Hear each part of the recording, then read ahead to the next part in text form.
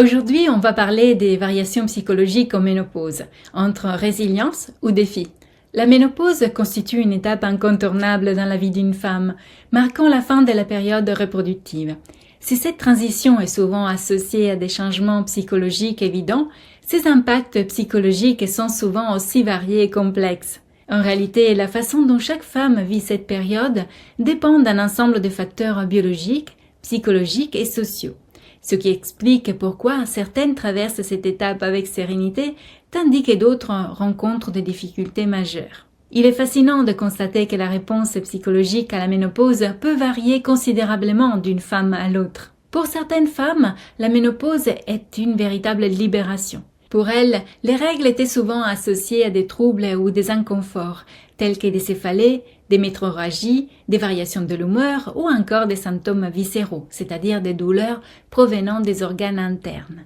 Dans ce cas, la ménopause représente une coupure bienvenue avec les inconforts du passé. Ces femmes vivent la ménopause comme une libération des contraintes physiques et émotionnelles et ressentent un soulagement, voire une nouvelle liberté dans leur corps et leur quotidien. Dans ce cas, les symptômes neuropsychologiques, voire même physiques, sont généralement très atténués ou totalement absents. D'un autre côté, beaucoup d'autres femmes vivent cette étape de leur vie de manière beaucoup plus négative. La ménopause peut alors s'accompagner d'une série de symptômes psychologiques qui perturbent leur quotidien. Anxiété, irritabilité, dépression, troubles de la mémoire et difficultés de concentration. Ces symptômes peuvent s'avérer si intenses qu'ils nécessitent parfois un accompagnement psychothérapeutique. Les symptômes liés à la ménopause ne sont pas uniquement d'ordre physique. Leur impact psychologique est tout aussi important, car ils influent sur la qualité de la vie, les relations sociales et la santé mentale. Toutefois, il est essentiel de comprendre que leurs manifestations et leur intensité varient grandement d'une femme à l'autre. Un soulagement ou une lourdeur allant jusqu'à la déprime sont aussi des signes de la ménopause et pas seulement des états d'être liés à des faits extérieurs ou de notre vie. Tous les traumatismes psychiques ne sont pas dus à des problèmes relationnels présents ou passés. Ils sont parfois seulement dus à un changement hormonal, tout à fait normal et naturel dans la vie d'une femme.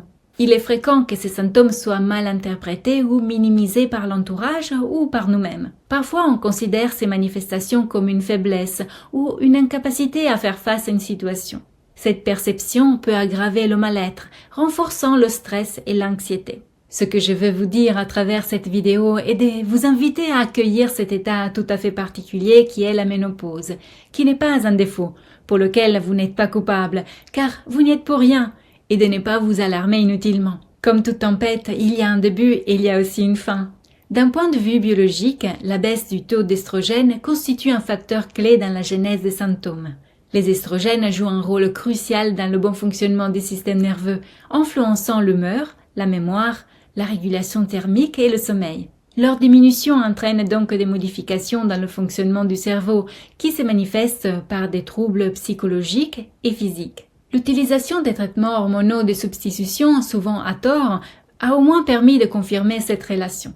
En rétablissant partiellement le niveau d'estrogène, ces traitements atténuent rapidement les symptômes, y compris ceux à caractère psychologique, ce qui démontre clairement leur origine hormonale.